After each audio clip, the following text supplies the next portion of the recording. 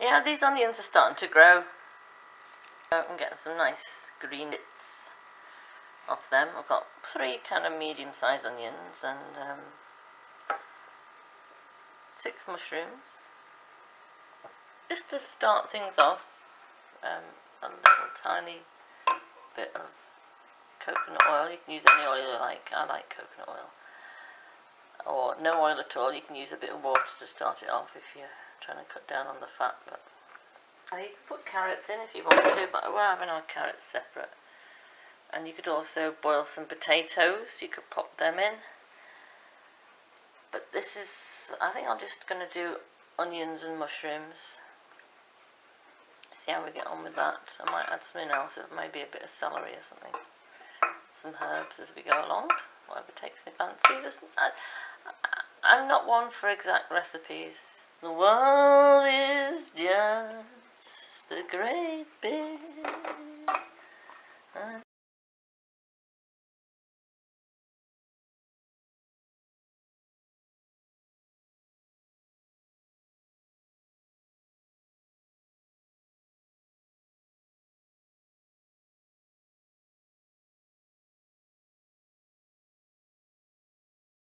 I suddenly thought peas would be rather nice, so I've added some peas, and that's quite nice because peas give off a rather pleasant aroma. I'm going to add some minced beef to that. This is from Abel and Cole. It's not organic, but it's high welfare, which is pretty good. You don't need to use beef. You don't need to use mince, just some meat, some cooked meat needs to be added to those vegetables in order to make a meat and vegetable pie. 500 grams that is. Break that up as you're frying it.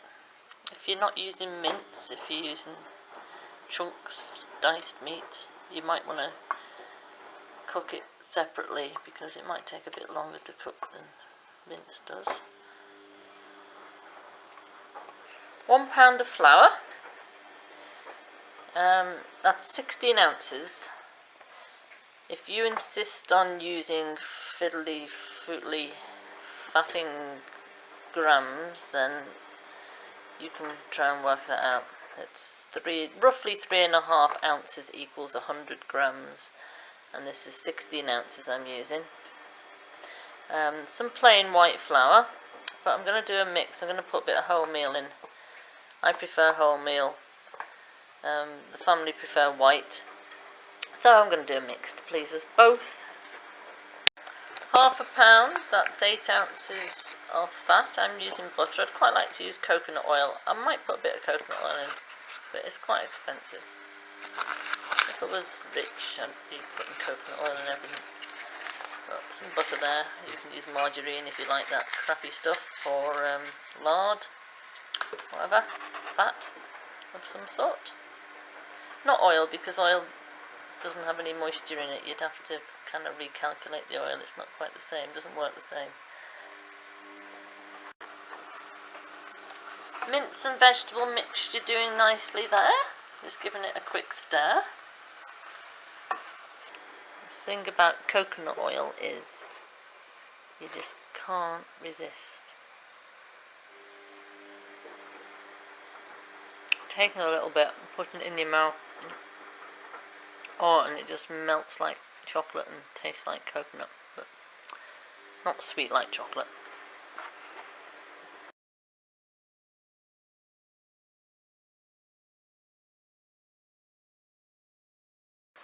Anyway, we'll plop that in with the flour. So, making pastry, you need to do this motion. Thumb across your fingers. Thumb across your fingers. Lift the flour up, rub the fat into the flour, and you eventually want a crumbly mixture. And that's how you make crumble. When you have apple crumble, that's how you make it, except you probably add sugar to that. So lift the flour up, rub the fat into it. Oops. Lift the flour up, rub the fat. Lift the flour up, rub the fat. Lift and rub. Lift and rub. And you keep rubbing until you have a nice crumbly texture. So it's summertime and the living is easy, and there's lots of glorious herbs and the aroma. All guesswork here, as usual with me. There's about roughly 1 very heaped tablespoon of corn flour, or cornstarch some people call it, and a crumbled stock cube there, and I'm going to put hot water with the stock cube and cold water with the corn flour. Never mix corn flour with hot water, always mix it with cold water first and then whisk it into the hot water. And I'm really annoyed because I've got this new jug and it doesn't show pints. That's about 1/4 of a litre, so that's probably about 1/2 pint of water in with that stock cube. And just a little bit of water mixed in with the corn flour, and we mix that in with the vegetable stock.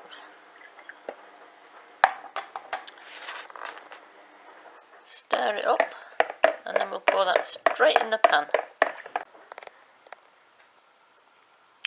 Now you've got to stir continuously when you do this. Once it's on the heat, you've got to keep stirring. If it goes too thick, you need to add water quite quickly. If it's not thick enough, you must always mix the corn flour with cold water first. And there it is, all thickened up and ready to go in the pie. We'll let that cool a little bit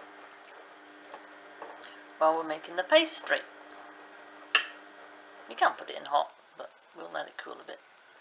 When it comes to mixing the water into the pastry, it's best to do it just a little bit at a time, because it's very easy to put too much water in. And I'm just going to pop that little bit in. Use cold water, and preferably a metal implement, a spoon or a knife, and start mixing it in. You can put other things in with the pastry. You can put herbs in and spices, chopped nuts, ground nuts, anything to make it a little more interesting, cheese, or if you're doing an apple pie you can add extra sugar if you want to, if you're into sugar, but I'm not. I'm trying to cut down on sugar, it's not good for you. And you keep mixing that in a little bit at a time.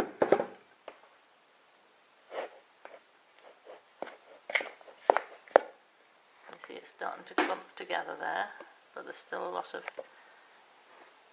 powdery stuff. Oops, there's still a lot of powdery stuff at the edges. It's starting to clump there in the middle. And we keep mixing it up.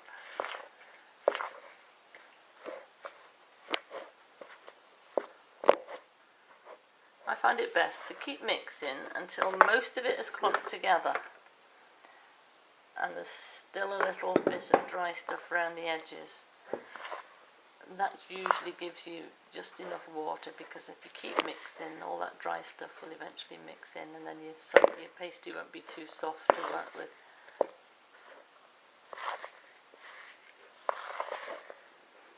And start pulling it together with your hand. The less you handle pastry, the better. If you're making bread, you want to thump it, bang it, stretch it, wallop it, knead it. If you're making pastry, you handle it as little as possible. Just try and gather up those last few crumbs. And that's the pastry ready in a nice big ball there. Then we need to roll it out.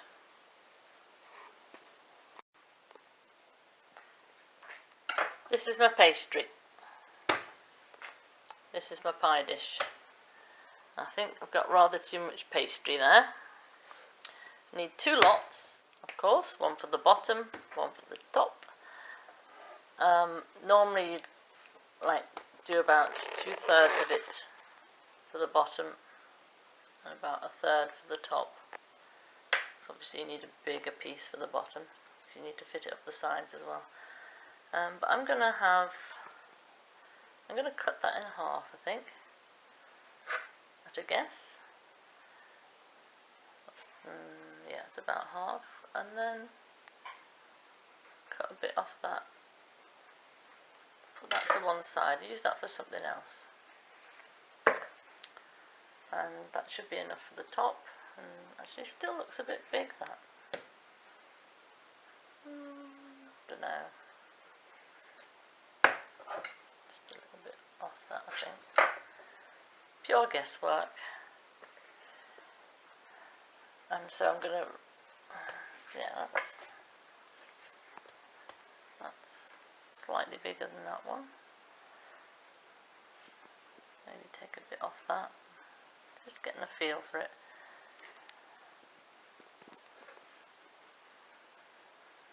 Feels a bit better. Use that one for the top. Just put that to one side for a minute, and this is going to be the bottom. So what we need to do then is put that to one side as well. Is roll that out and put it in the pie dish. So pastry's messy stuff. So I've sprinkled everywhere with flour, sprinkled the top with flour, I've even put some on the rolling pin. I'm going to start rolling, use two hands of course, not one like me. Keep rolling it out, that way. Every now and again, just make sure it's not stuck. Lift it up, twist it round a bit. Started off with a nice round piece and now it's gone all higgledy-piggledy, but no, not to mind. And you just keep rolling that until it fits the bottom of your pie dish. Just check it on there, that's still a bit too small.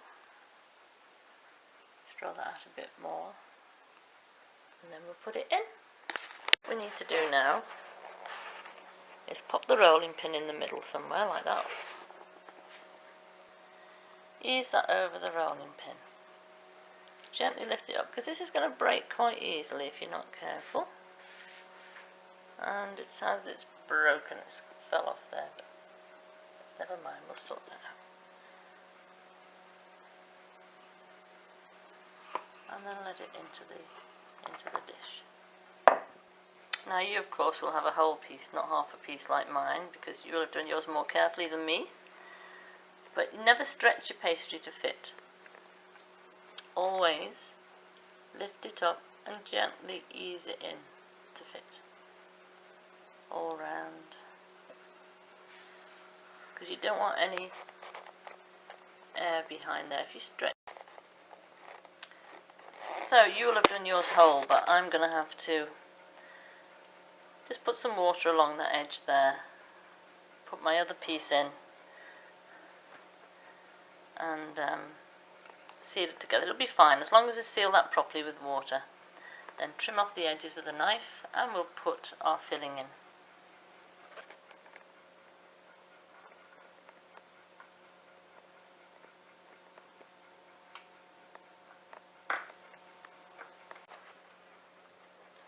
There it is, and here's a little trick. I've got the oven on about medium heat and I'm just going to pop that in just for 10 minutes because you find with pies that the bottom doesn't cook quite so well as the top. So if you give it just 10 minutes in the oven, see my seam there, look where I had to patch it up, silly me. Yeah, you just 10 minutes in the oven and that will just cook it a little bit. Then put your filling in, then put the lid on and then cook it properly. Partly cooked. Partly cooked. Fill it with filling. 6 amps, it's just 6 amps. But it'll be 2 with 6.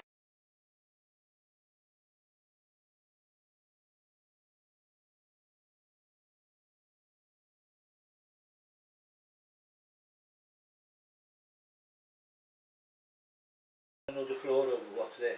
Yeah, you know what they've got in the back room, the laminate. I'm going to get that, it's just going to go through.